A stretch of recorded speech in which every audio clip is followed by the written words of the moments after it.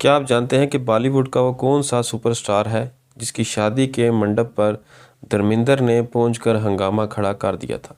एक ऐसा अदाकार जो बम्बई की एक तंग चौल में पला बड़ा और अपने वालिद के तैयार करदा मसनूई जेवरात के डब्बे साइकिल पर रखकर फिल्मी स्टूडियोज़ के चक्कर लगाया करता था। जी हाँ, हम बात कर रहे हैं बॉलीवुड के जंपिंग जैक यानी जितेंद्र कपूर की। आज की वीडियो में हम इंकशाफ करेंगे कि कैसे एक आम सा रवि कपूर जद्दोजहद की इंतहा से गुजरकर करोड़ों दिलों की धड़कन बन गया। इनकी और राजेश खन्ना की वो बचपन की दोस्ती, हेमा मालिनी के साथ वो अधूरी मोहब्बत का किस्सा जो शादी तक पहुंचकर टूट गया, और वो करिश्माती वाक़या जिसने जितेंद्र को एक होलनाक हवाई जहाज़ के हादसे से बचा लिया। सफ़ेद जूतों का ट्रेंड सेट करने वाले इस लेजेंडरी अदाकार की ज़िंदगी किसी फिल्मी स्क्रिप्ट से कम नहीं। तो तैयार हो जाइए, क्योंकि आज हम आपको दिखाएंगे जितेंद्र कपूर की मुकम्मल लाइफ स्टोरी और इनकी ज़िंदगी के वो अनोखे हक़ाइक़ जो आपने पहले कभी नहीं सुने होंगे। ख़ानदान। जितेंद्र कपूर के वालिद का नाम अमरनाथ कपूर था। इनके वालिद का ताल्लुक़ अमृतसर से था, लेकिन वो कारोबार के सिलसिले में बम्बई मुंतकिल हो गए थे। इनके वालिद का फ़िल्मी दुनिया से बराह रास्त कोई ताल्लुक़ नहीं था, बल्कि वो फ़िल्मों के लिए मसनूई ज़ेवरात फराहम करने का कारोबार करते थे। इनकी वालदा का नाम कृष्णा कपूर था। Struggle life. जितेंद्र 7 अप्रैल 1942 अमृतसर में पैदा हुए। इनका ख़ानदान एक रवायती पंजाबी ख़ानदान था जो अमृतसर से हिजरत करके बम्बई आया था। जितेंद्र का बचपन बम्बई के एक मुतवसत इलाके गिरगांव की एक चौल में गुजरा, जिसे शंकरवाड़ी कहा जाता है। चौल बम्बई की वो मखसूस इमारतें होती हैं जहाँ एक ही राहदारी में कई छोटे कमरे होते हैं और वहाँ रहने वाले ख़ानदान महदूद जगह में गुजारा करते हैं। जितेंद्र ने अपनी स्कूल की तालीम बम्बई के मशहूर school ST. Sebastian gown high school से हासिल की। तालीमी दौर का सबसे दिलचस्प पहलू यह है कि बॉलीवुड के पहले सुपरस्टार राजेश खन्ना इनके स्कूल और फिर कॉलेज में हम जमात थे। दोनों बचपन के गहरे दोस्त थे। स्कूल के बाद जितेंद्र ने बम्बई के केसी कॉलेज में दाखिला लिया। यहाँ भी वो और राजेश खन्ना एक साथ थे।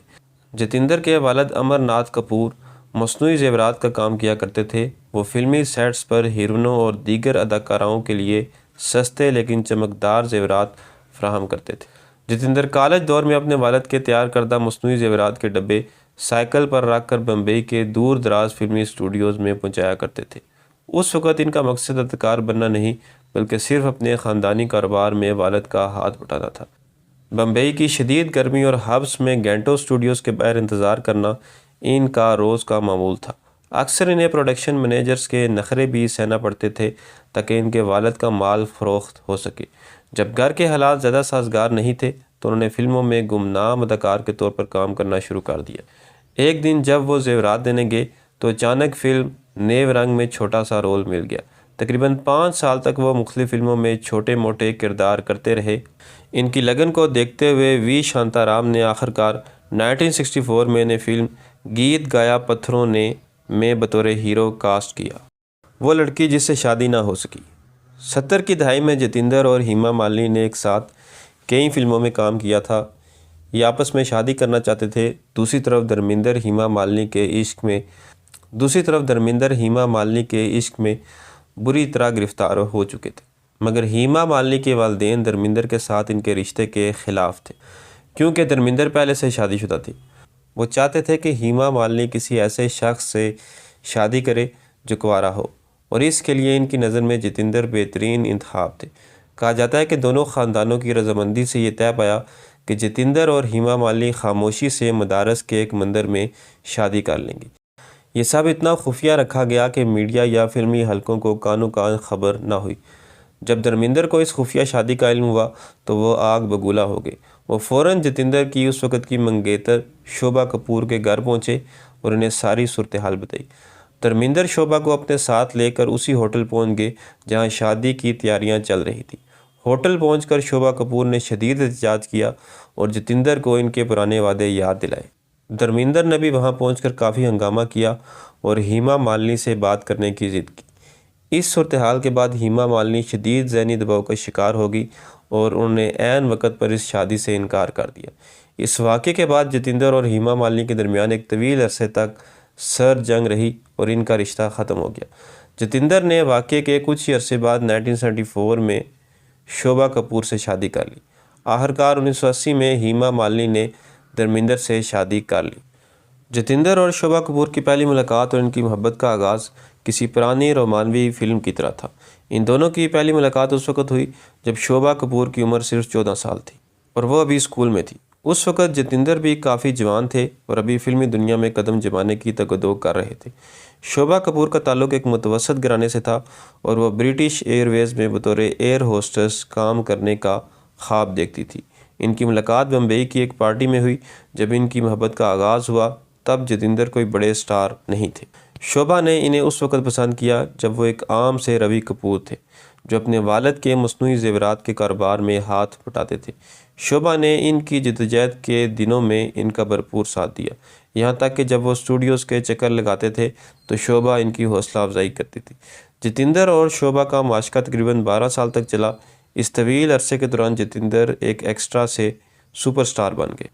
इनका नाम कई बड़ी हीरोइनों के साथ जोड़ा गया। फिल्मी दुनिया की चकाचौंध ने इनके रिश्ते में कई बार दरारें डालने की कोशिश की, लेकिन शोभा कपूर ने खामोशी से इनका इंतज़ार किया और इन पर भरोसा कायम रखा। जतिंदर अक्सर अपने इंटरव्यूज़ में कहते हैं कि शोभा ने मुझसे उस वक़्त मोहब्बत की थी जब मेरे पास देने के लिए कुछ नहीं था। वो मेरी शोहरत की नहीं, मेरी ज़ात की दीवानी थी। यही वजह है कि तमाम तर अफवाहों और हेमा मालिनी वाले वाक़े के बावजूद जतिंदर ने आखिरकार अपनी बचपन की इसी मोहब्बत को अपना जीवन साथी बनाने का फ़ैसला किया, क्योंकि वो जानते थे कि शोभा से बेहतर इन्हें कोई नहीं समझ सकता। औलाद: जतिंदर कपूर और शोभा कपूर के 2 बच्चे हैं और दोनों ही भारतीय शोबिज़ इंडस्ट्री के बड़े नाम बन चुके हैं। नंबर 1, एकता कपूर। एकता कपूर जतिंदर की बड़ी बेटी हैं और इन्हें भारतीय टेलीविज़न की क्वीन कहा जाता है। इनकी पैदाइश 7 जून 1975 को हुई और वो एक इंतहाई कामयाब फिल्म और टेलीविज़न प्रोड्यूसर हैं। इन्होंने बालाजी टेली फिल्म्स के बैनर तले क्योंकि सास भी कभी बहू थी जैसे दर्जनों मशहूर ड्रामे बनाए। इन्हें भारतीय हुकूमत की जानिब से पद्म श्री अवार्ड से भी नवाजा गया। एकता ने शादी नहीं की, लेकिन 2019 में सुरुगैसी के ज़रिए इनके यहाँ एक बेटे की पैदाइश हुई। नंबर 2, तुषार कपूर। तुषार कपूर जतिंदर के छोटे बेटे हैं और इन्होंने अपने वालिद के नक्श कदम पर चलते हुए अदाकारी को अपना पेशा बनाया। इनकी पैदाइश 20 नवंबर 1976 में हुई। ये अदाकार और प्रोड्यूसर हैं। इन्होंने फिल्म मुझे कुछ कहना है से अपने कैरियर का आगाज़ किया। इन्हें सबसे ज़्यादा शोहरत फिल्म सीरीज़ गोलमाल में लकी के किरदार से मिली। तुषार ने भी शादी नहीं की और 2016 में सुरुगैसी के ज़रिए एक बेटे के वालिद बने जिसका नाम लक्ष्य या लक्ष्या कपूर है। वो बॉलीवुड के पहले सिंगल फादर कहलाते हैं। दिलचस्प वाक़यात। अब हम आपको जतिंदर की ज़िंदगी के कुछ मज़ीद अनोखे और दिलचस्प वाक़यात सुनाएंगे। नंबर 1, जंपिंग जैक का खिताब कैसे मिला। 1967 की फिल्म फ़र्ज़ में गाना मस्त कलंदर से इनकी शोहरत आसमान को छू गई। इस फिल्म में इनकी एनर्जेटिक डांस स्टाइल की वजह से इन्हें जंपिंग जैक ऑफ बॉलीवुड का खिताब मिला। ये इनकी सबसे मशहूर शनाख्त बन गई। नंबर 2, कर्मा चौथ का मौजज़ा। जतिंदर को मदारस जाना था। कर्मा चौथ का दिन था। फ़्लाइट में ताख़ीर हुई तो वो घर वापस आ गए ताकि बीवी शोभा कर्मा चौथ का व्रत पूरा कर सके। शोभा ने इन्हें अगले दिन जाने पर मजबूर किया। रात को जतिंदर ने खिड़की से बाहर देखा तो एक आग का भगोला एयरपोर्ट की तरफ जाता दिखाई दिया। बाद में पता चला कि इसी फ़्लाइट में हादसा हुआ था जिसमें वो सवार होने वाले थे। ये वाक़या इन्होंने ख़ुद कपिल शर्मा शो में बयान किया था। नंबर 3, श्रीदेवी और जिया पर्दा की खामोशी ख़त्म करवाना। 80 की दहाई में श्रीदेवी और जिया पर्दा एक दूसरे के सख्त खरीफ थे और आपस में बात नहीं करते थे। फिल्म मकसद की शूटिंग के दौरान जतिंदर और राजेश खन्ना ने एक मंसूबा बनाया। उन्होंने दोनों अदाकाराओं को एक ही मेकअप रूम में बंद कर दिया और बाहर से कुंडी लगा दी, ये सोच कर के शायद वो आपस में सुलह कर लें। लेकिन जब 1 घंटे बाद दरवाज़ा खोला गया तो दोनों अब भी कमरे के अलग अलग कोनों में खामोश बैठी थी। ये मंसूबा तो नाकाम हुआ, लेकिन फिल्मी हलकों में ये किस्सा बहुत मशहूर हुआ। नंबर 4, सफ़ेद जूतों की मजबूरी। जतिंदर के सफ़ेद जूते इनका ट्रेड मार्क बन गए। एक बार उन्होंने इंकशाफ किया कि शुरू में वो सफ़ेद जूते इसलिए पहनते थे क्योंकि इनके पास ज़्यादा जूते नहीं थे और सफ़ेद जूते हर किस्म के कपड़ों के साथ चल जाते थे। बाद में जब उन्होंने देखा कि कैमरे की लाइट में सफ़ेद रंग ज़्यादा उभर कर आता है और इनके डांस स्टेप्स वाज़े नज़र आते हैं तो उन्होंने इसे मुस्तकिल अपना लिया। नंबर 5, वक्त की पाबंदी। बॉलीवुड में एक बात मशहूर है कि अगर आपकी घड़ी ख़राब है तो जतिंदर को देख लें। वो ठीक सुबह 7 बजे सेट पर मौजूद होते थे। अक्सर ऐसा होता था कि हीरोइन या दीगर अमला अभी सो रहा होता था और जतिंदर स्टूडियो के बाहर अपनी गाड़ी में बैठे अखबार पढ़ रहे होते थे। तो दोस्तों, ये थी मेरी आज की वीडियो पसंद आए तो चैनल को सब्सक्राइब करें। मिलते हैं अगली वीडियो में, तब तक अल्लाह हाफ़िज़।